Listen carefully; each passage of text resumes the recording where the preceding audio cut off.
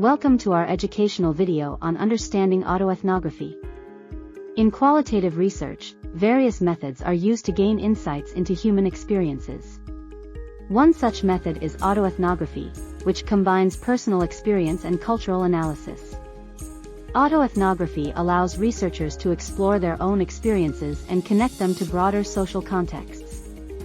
To illustrate how autoethnography works, let's delve into the experience of colon cancer treatment.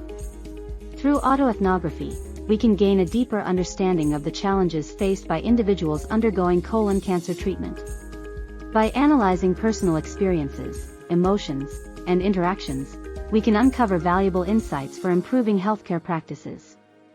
Autoethnography empowers individuals to share their stories and contribute to the collective knowledge in their field. Dr. Philip Adu, a methodology expert at the Center for Research Methods Consulting, has curated this video.